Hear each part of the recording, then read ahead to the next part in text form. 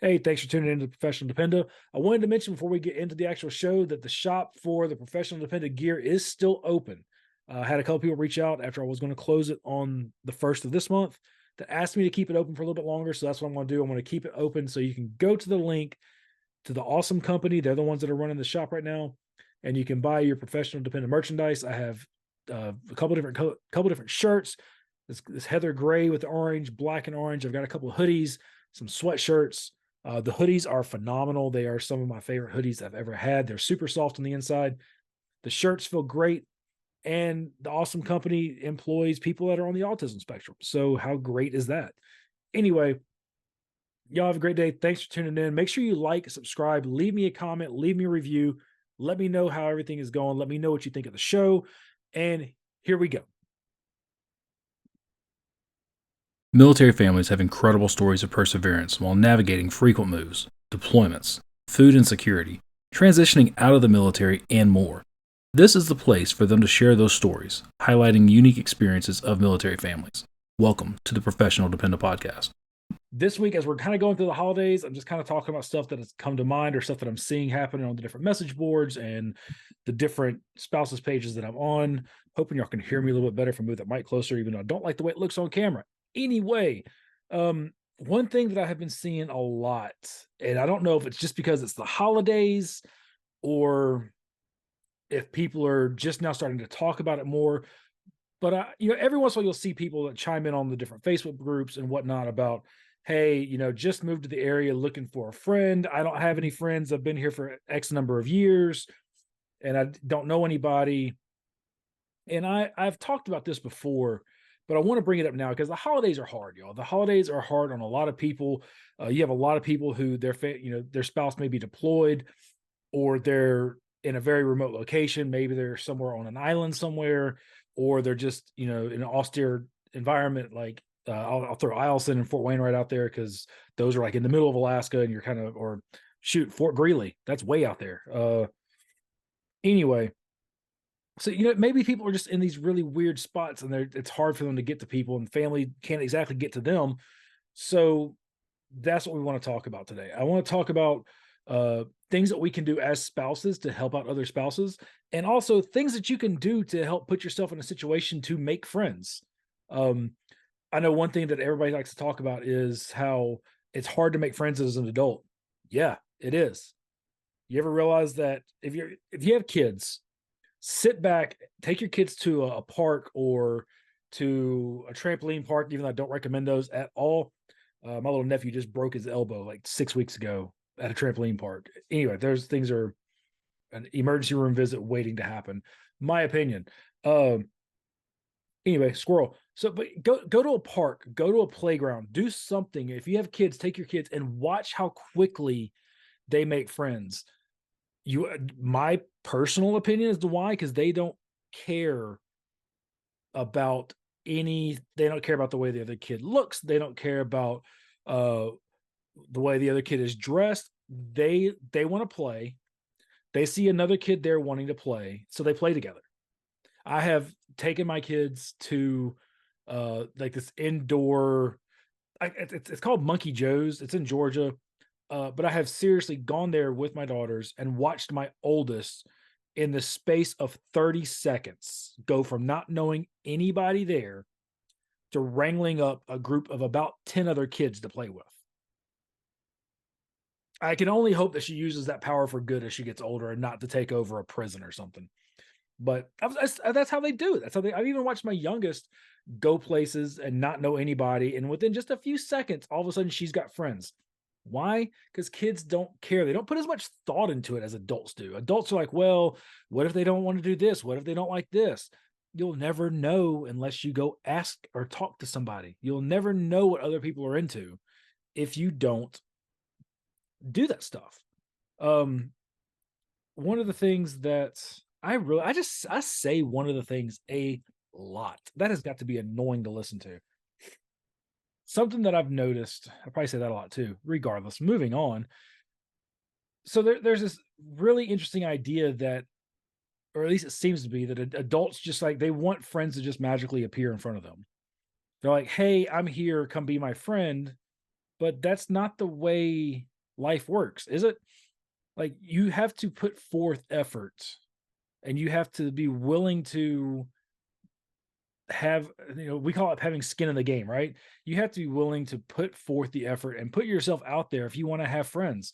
A lot of the things that adults like to do, unfortunately, tend to cost money. But you know what? It costs zero money to make a post on Facebook saying, "Hey, I'm going for a run or for a walk, or I'm going to go to get coffee, or hey, I'm going to the library. Um, Anybody want to meet up?" It costs $0 to do that. I mean, yeah, if you say I'm going to get coffee, that there's a nominal fee for coffee, right? But you have to be willing to put yourself out there. I know one of the things I tell people all the time is if you are relatively into fitness, into working out, excuse me, etc., and you want to make friends quickly, go to CrossFit. Find a CrossFit gym. I'm telling you, you will. That is the one thing I think CrossFit has done incredibly well above all else. CrossFit has invented the space. They didn't invent it. They do it better than everybody. Shared suffering, right? What do I mean by shared suffering? Everybody that's in there is working out. They're working towards a goal. Everybody in there does the exact same thing at the exact same time. Some people modify, some people do things a little bit differently, but what I'm getting at is you're in there, you're sweating together, you're putting forth effort. Everybody in there has a common interest, right? And a common goal. So you go to CrossFit, you make a couple friends, you meet a couple people, and then you start, if you're like, oh, I'm new here, just PCS'd in, blah, blah, blah. Chances are if you're doing CrossFit in a military town, half the people in your class are probably military. It's the way it works. But then you start to meet these people, you start to do other things with them, you meet them, you go there enough times, then you're like, hey, after the class today, or the WOD, whatever, I was going to go grab a coffee. I know I keep saying that, but I mean, think about it. That's easy, right? And if you're there working out, you're not going to say, hey, let's go grab a beer. I mean, maybe if it's the weekend or something. Or hey, we're doing a cookout at the house. Y'all want to, you and your significant other, or you and your family want to come over to the house this weekend. We're cooking hamburgers on the grill. It's that easy, but you have to put yourself out there first. And that's the scary part. Many adults don't handle rejection well. And it's tough as an adult to try to make friends with somebody and be rejected. I know there are people that I have tried to be friends with as an adult, and for whatever reason, we just don't click as well as I thought we did. And you try to be friends with somebody, maybe you've even exchanged phone numbers and you've texted a couple of times, and all of a sudden they really don't text you back unless you text them first, or you text them and you don't ever hear back from them. Whatever. That's tough to handle as an adult. And I'm not saying that I don't know what it's like. I do 100% do know what that's like. I think I'm a very interesting individual, but for whatever reason, if you just don't click with somebody, you just don't click with somebody.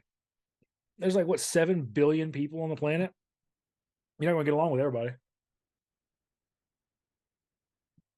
But the trick is to find the people that you do click with. And the only way to figure out who you're going to connect with is to put yourself out there and go out to places. You can't just sit back and go, oh, woe is me. I need friends, come to me. Here's how selfish that sounds. It is. It's selfish. It's you having a problem and wanting other people to fix it for you instead of taking ownership of that problem and being like, okay, I'm interested in personal development. I really enjoy personal development. I like personal growth. Find a coaching class. There are ungodly amounts of personal development coaches out there that have classes, or Discord boards, and just maybe private chat, private Facebook groups. Man, that was hard to get out. I'll give you one of the things that I just started doing last week, and it has already given me like 5 new people that I can eventually become friends with. I like music. I was in the band in high school and college, junior high school and college. I played music for a very long time, and I haven't played music in a while. Well, one of the moms at my kid's gymnastics place, and she was like, yeah, there's a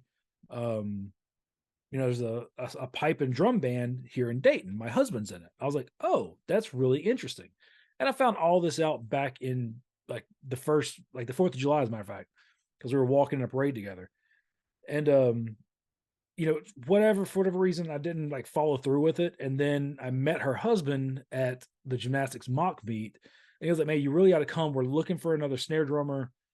Just reach out. They'll give you all the information. I said, you know what? I need to put myself out there. I want to do a thing. And I'm one of those people. I like knowing people. I like being friends with people.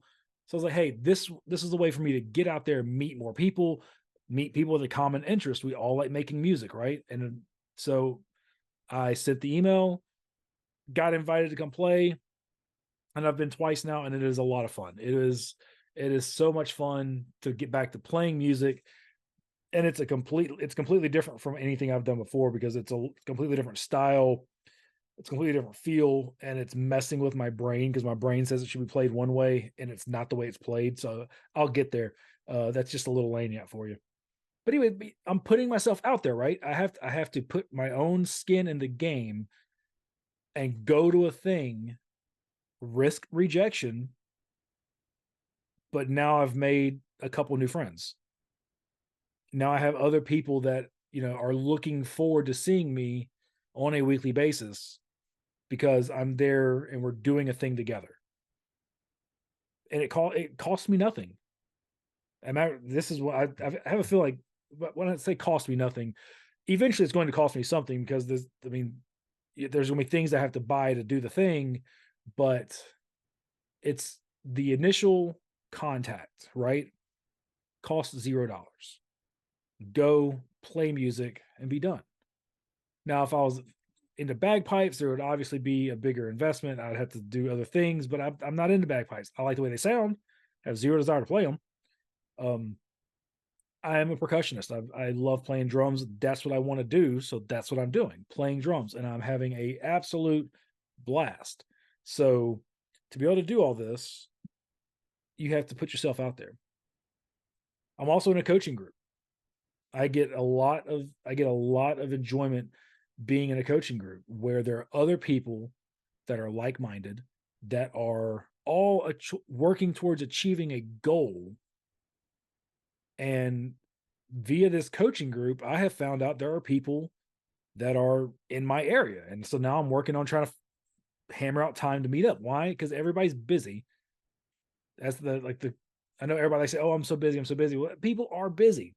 Everybody's got a life. It is very hard to find time to dedicate to put something new in there. That's why it's so hard to make friends as an adult, really, besides the fear of rejection, is everybody's already got their own thing going, right? So if you want to make friends with somebody, you have to provide enough to the conversation. You have to provide something. I'm not talking anything tangible. I'm not talking something physical. I'm talking about you have to provide something worthwhile intellectually, emotionally, humor, whatever. But you have to provide something that's going to make that other person go, I want to spend time with them. And that's where that fear of rejection comes in. Because you're like, well, like for me, it's like, well, what if I talk too much? Because I talk a lot. And if I have something in common with somebody, I have a tendency to like, and I know it comes off as oversharing, but I'm like, oh, you do this thing, I do this thing, and I've got this friend that does this thing. And it sounds very dumb, but I can't help it sometimes. It's just the way I am. I'm not trying to be like, oh, I'm one-upping you. I'm trying to be like, no, you've been doing this thing, I've been doing this thing, and we have things in common with people that you may know. Because a lot of the little areas that I run in are very small circles. And I've got some friends that have done some really super dope things. So yeah, if I can, I hate to say name drop, but if I can be like, hey, do you know so and so? And you're like, oh yeah, I definitely know who that is. I can be like, hey, I marched on the drum line with him in college. I've stayed in touch with him all these years. I'm trying to form that common bond. I'm trying to show you that we have the same interest, right? Sometimes I can come off as trying to like be one uppy. That's not what I'm doing. It's just my brain can't stop itself sometimes. Something else my brain can't stop from doing is if I'm nerdy about a subject, like if you wanted to sit back and talk like drums with me, we could talk for hours. I can talk for hours about drums. I can talk for hours about whiskey. I can talk for hours about certain books. I can't. It's just I love it. Um, I don't get super deep in the weeds about a lot of things, but everybody's a nerd about something, right? I can talk for hours about powerlifting. I can talk for hours about triathlon. There's things that I love that if you're like, hey, what about this? You better hang on because if it's something that I have a ridiculous amount of knowledge about, we're going to talk or you're going to listen, one or the other. But be careful what you ask me because it might turn into a very long conversation that you were not prepared for.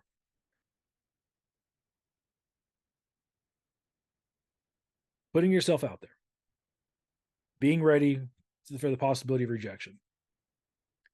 Putting, and when I say putting yourself out there, put some skin in the game. That's the best. That's how you make friends as an adult. I have never made a friend by sitting back and going, man, I could use a friend. Somebody come to me and be my friend. That has never worked. That's not the way kids make friends. If you need to learn how to make friends, I'm telling you, what if you don't have kids, don't be a creep about it, but go to a park or something and just watch how quickly kids can make friends with each other. Like I said, don't be weird about it. Like, don't go out there and do something that's going to get you arrested or your butt kicked by a dad. But watch how quickly kids make friends. And then do the adult version of that. Like, go to go to the gym. Like, even if like a regular gym, if you are into working out, find somebody squatting. Be like, hey, I was going to squat today too. Can I work in with you? I'll help you. I'll help you load the bar. Now you've got somebody that, I mean, they might say yes, they might say no. Some lifters are kind of antisocial like that, but they might say, yeah, sure, especially if it's a smaller gym, there's only one squat rack. Now you've got somebody that you can chat with, load and unload the bar. Maybe now you have a new workout partner. Be like, hey, I'm coming back tomorrow and I'm going to do arms. You want to come work? You want to come hit some arms with me? It's really that simple. There's always that fear of rejection of, hey, no, it's not my thing. Sorry, no big deal. Press on. Just move on. Like that's all you can do. Don't go home and cry in your soup, but that's just the best way to move forward from that. The other thing that I would like to talk about, I debated on making a whole separate podcast about this, but it kind of goes hand in hand with the making friends. Actually, you know what? No, no, I will. So I've got, sorry, my brain squirrels sometimes. I'm going to do my next podcast. I'll tell you about here in a little bit. But whenever people are looking for friends, if you see somebody, so this is going out to the people on social media. If you see somebody making a post about being friends, don't offer to be their friend and then not take that next step to private message them or try to figure out, hey, can I text you at your email, whatever you're most comfortable with. Don't sit there and just don't plan it on the main page of Facebook or whatever, because that just gets a little weird. And what if the person's socially awkward and it took them a really big step to make that first post, and you've piped in saying, hey, I'll be your friend, message them. And then here's the thing, follow through. If something comes up and you're like, hey, look, my kid got sick, I can't make it, reschedule. Or, hey, I've completely forgot I've got an appointment, communicate that. You can go back and listen to however many of my podcasts you want. I almost guarantee in every single one of them, I talk about the importance of communication. It's equally as important, if not more so as important, whenever you're trying to build friends or trying to maintain a friend network. You have to communicate. Clear communication at that. So do that. And I'm going to go ahead and talk about it now. I was going to make a whole nother podcast about it, but I'll go ahead and talk about it now because I'm going pretty quick. One thing, and I know I just said that, but one thing that I would really, really love to see the spouse community stop doing is tearing each other down. this is part of the reason why so many spouses say they can't find friends, is because none of them want to go out and try to make other friends with other military spouses whenever they see how salty some of y'all are on the different Facebook groups or on the different spouses pages, or your HOA page or whatever. Some of y'all, and chances are, if you're listening to this podcast, I'm not talking about you, but I don't know, maybe sometimes you get salty on Facebook and you post things that are kind of snarky and don't need to be. But and I've seen this happen a lot in the men's page, man. It breaks my heart because there's been several instances lately on the men's page where guys are saying, "Hey, I'm having a really tough time." Either it's their spouse's first deployment, or they just moved somewhere, and the guys are just as bad as the gals, because the guys are like, "Oh, well, at least you're not doing this." Or the one that really made me mad, not too long ago, matter of fact, it was yesterday. Um, it was on the male spouse page that I'm on, because there's so few of us. We have one Facebook group. Uh, but this one guy was saying that he was having a tough time, and there was nothing at his base that was targeted, not even targeted to men, but just like seemed like they wanted men there. And a guy chimed in and said, "Well, it's a good thing I'm not programmed to think like that. I'm prior service." What does that have to do with anything?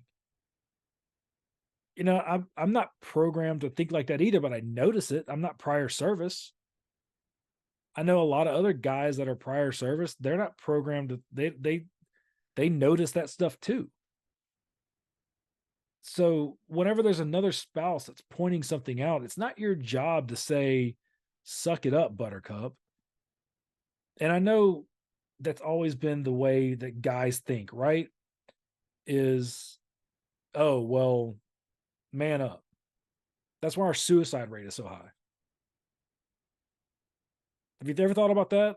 Like that is why our suicide rate amongst men is as astronomically high as it is because we always tell the other men to suck it up, be a man, and basically ignore the emotion. That's why we're killing ourselves. Literally, that's why we're killing ourselves. Is because we don't know how to handle emotion. And whenever we do show emotion, we don't get the help, or we get ridiculed from other men. So we hide it, we bury it. Now we're too scared to go get help because we think we're going to be ridiculed even further. And when it gets too heavy to carry alone, because we're trying to do this alone, because the first 3 or 4 times that we mentioned it to, either on Facebook or to somebody that we thought was a friend, if you get that response of, "Hey, look, suck it up. At least you're here. At least your spouse is an officer or higher enlisted, and you're not doing this." What does that have to do with anything? If we could take the time to just be kinder to each other, and when somebody says they're struggling, go, "How can I help? Either personally, or can I put you in touch with somebody?" We would be doing so much better. And I've seen on the regular spouses pages recently where a lot of people have been asking for help, looking for friends. Again, the holidays are tough, man. Yeah, we just had Thanksgiving. Christmas is coming quick, and I mean, things are expensive. People are struggling, and whenever somebody says, "Hey, I could use a friend," don't be a jerk. Whenever or somebody says, "Hey, I'm having a hard time here," the proper response is not, "Oh, well, whenever my family was in your situation, we didn't have that kind of struggle. We did this." How's that helping? We are our own worst enemy when it comes to so many problems within our community. Hands down, our own worst enemy. If somebody is asking a question, or if they're pointing out a problem, and the first thing out of your mouth is, "Oh, well, whenever I was that," or whenever we lived there, we didn't have that problem, or "I've never had that problem." The problem is it's not a real problem. You just don't know what you're doing. Then don't speak. If that's going to be if the first thing out of your mouth is to critique and be a jerk, just press on by. If you don't have anything constructive to add to that conversation, then that conversation's not for you. I see it, and I know y'all see it too. Y'all see it all the time. Somebody will make a post about either I know I say food insecurity a lot. It's a hot topic, food insecurity, or one thing I've been discussing a lot is unemployment. And I've had people tell me, "Oh, well, you just need a degree." I've got 3 of them. "Oh, well, maybe you should go work at the CDC." That's not the answer for everybody. Yes, we definitely need people to work at the CDC. I like kids. I've got 2 of them. But that doesn't make me the right person to go work at the CDC. Another thing that a lot of people like to recommend for spouses that are talking about unemployment is, will be a substitute teacher at your kid's school. That's great, but have you considered that most subs make like $75 a day, and that's not going to cover childcare if you get to work every day? So, childcare is insanely expensive. So whenever we start talking about reasons why spouses are feeling lonely and feeling disconnected and feel like that nobody's taking them seriously, whenever you tell them, "Oh, well, just do this," have you basically giving condescending, degrading comments to those spouses? You're not helping. You're offering no solutions. You're also increasing the feeling of loneliness, because guess what happens? That one spouse is going to see you say that because you're responding to them. Other spouses that may be having those same feelings are now not going to speak up because they think if they speak up, the only thing that's going to happen is people are going to have some smart aleck comment and just tell them to suck it up. And again, people wonder why, whenever these spouses decide that they're going to take themselves out and they're going to die by suicide, which I know this is a little bit darker than I normally go. But the holidays are tough, and I really want people to think about this. Whenever you see spouses asking for help, looking for friends, the suck it up comments got to go. We are 100% our own worst enemy. You can go on any social media site that is directed towards military spouses, and you will see people talking about, "Oh, well, that's dependa behavior." And I know my podcast is called The Professional, but you can find me, The Professional Dependa, on almost every social media site out there. YouTube, TikTok, all of it, Instagram. About the only place I don't go by The Professional Dependa on is Facebook. But I mean, I've taken that name and I own it. I try to find humor in it because I know it's a derogatory term. I know people, or not necessarily a derogatory term. I know that spouses have historically been called dependa and have it be derogatory. And I refuse to accept that. I'm a little bit more abrasive of a person, though. If somebody wants to call me a dependa, great, let's have a conversation. You're not going to call me that as a flippant remark and then not discuss it. What about me makes me a dependent to you? Is it because I'm the primary caregiver of my children? Because my wife works? Is it because I'm a stay-at-home dad? Because I'm unemployed? I've got 3 degrees. 2 of them are master's degrees. Hell, one's from Georgetown University. It's a phenomenal school. What about me says dependa? The fact that I've applied to over 200 jobs and haven't been able to get any of them, no matter how much I've revamped and rewritten and targeted resumes. Think about that next time you're trying to make fun of a spouse for their situation, but you don't know their situation. Maybe some of these spouses have a lot of expertise in an area, and you're just trying to you're trying to get social media credit by saying, look at me make fun of this person. Look at me, I want to be a troll. You don't know everybody's situation. And I truly feel that we are, as spouses, we are our own worst enemies. The only way that we are going to move forward and be able to be actually a better community for each other is by caring. Like, truly care what happens to another person. You can't sit back and cut people down and just troll on people because it's the internet, and that's what you're used to, is being able to say what you want to on the internet without getting punched in the face. I was born in the I'm an older spouse. Apparently, I was born in the age where if you talk smack trash about somebody, you had to physically deal with the repercussions if they disagreed with you. It was none of this back and forth over a keyboard or a phone.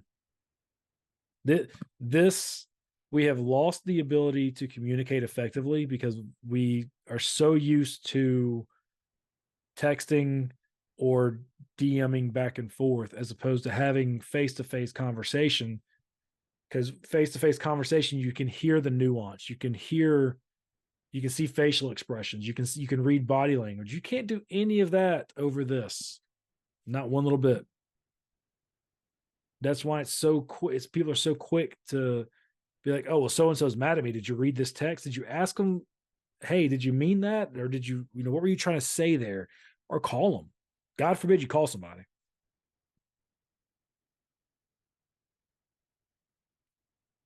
What I would truly like to see is spouses that are genuinely concerned about the future of military families, themselves included.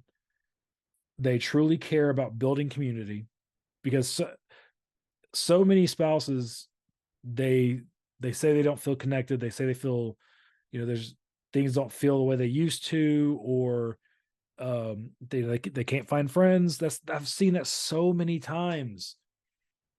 So many, at every base I have been to, I have seen people talk about they don't know how to make friends. And look, I know I say, with the kid thing a lot, it's because that's where I'm at in my life. I've got kids. So yeah, that's what I'm going to say. But guess what? The same rules apply if you don't have kids. But if you don't have kids, not everybody wants to sit at home and day drink. And that's usually what I see. I see people saying, hey, who wants to stay home and day drink wine with me because we don't have kids? That's not a, if you want to, I guess if you want to do that, fine, but that doesn't have to be your lead in. Not everybody wants to sit at home and day drink. Maybe you're like, hey, I like to play cards, or I like to play board games. There's all these other things that you can do that are I mean, I guess maybe I'm just weird, but I like playing cards. I like playing board games. Tabletop games are fun, make you think, they're interactive. Or maybe I'm like one of the few people that's within 10 years of my age that doesn't watch anime. Anime's back in full force, and it's like nobody's getting made fun of for watching anime anymore. Like I feel like more people get made fun of for not watching anime now than for watching anime. I don't know anything about it. I watched Dragon Ball Z as a kid. That's about it. Power Rangers. That's not really anime. What I'm getting at is there's so many things out there that you can share and experience with other people, that to sit back and be judgy or condescending whenever another human is looking for help and looking for somebody to be a part of their life, it's just heartbreaking. It is absolutely heartbreaking to sit back and see people say, oh, well, at least, at least you're not doing this, or, at least, if somebody says they feel alone, oh, well, at least your spouse isn't deployed here. At least they're deployed over to this place. It's not helping. It's what's the old expression? If you don't have anything nice to say, don't say anything at all. Maybe bring that back. Maybe make that cool again. I don't know. That is truly what I'm so flustered by it that I can't even get my words out. That is truly what I would like to see whenever people are looking for help, is people that are actually interested or willing to take that step and make that spouse feel welcome, make that spouse feel like they're not the only one that's out there that's suffering or that feels alone.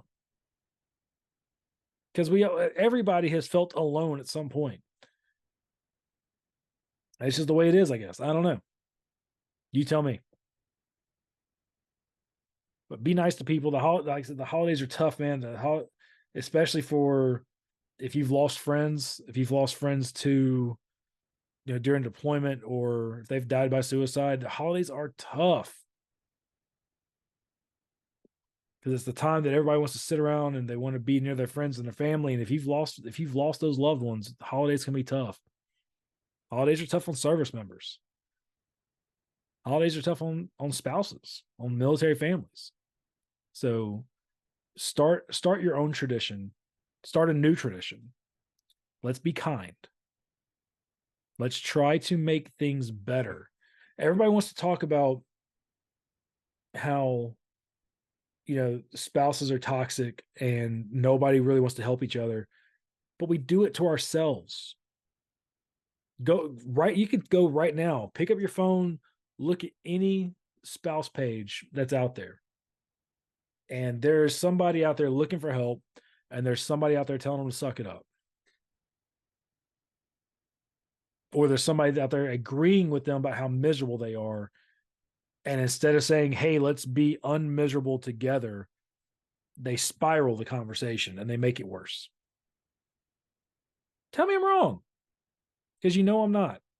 And it's not often that I say stuff like that. I know I'm not wrong. I've seen it entirely too many times. And for the rare occasion where the people actually do chime in and they say, hey, let's absolutely, you're lonely, I'm lonely, I applaud you. If you're actually out there trying to connect, trying to help people out, thank you for being a good human. I truly appreciate it. We need more people like you.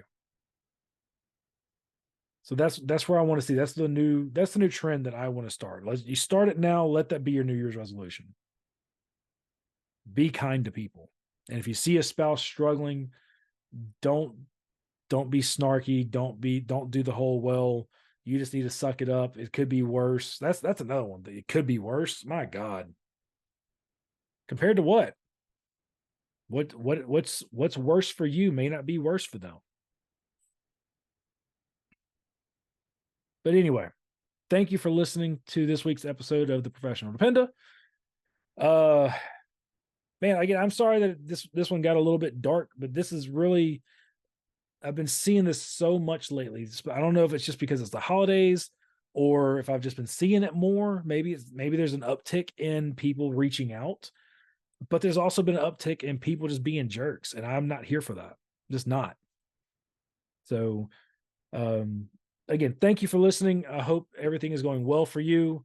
If not, you can reach out to me. Leave a comment. Leave me your email address or something. I'll reach out to me on Instagram, on TikTok. The Professional Dependa. It's the same everywhere. You can find me I'm pretty active on most social media sites. I haven't quite gotten onto Twitter or Threads because I don't really understand it all that great, but I'm there, The Professional Dependa. So yeah, you can reach out to me if you want to. That's fine. Anyway, hope you have a great day. Hope you have a fantastic week. Do something today to make your life or somebody else's life better. And we'll see y'all next week. Cheers, y'all.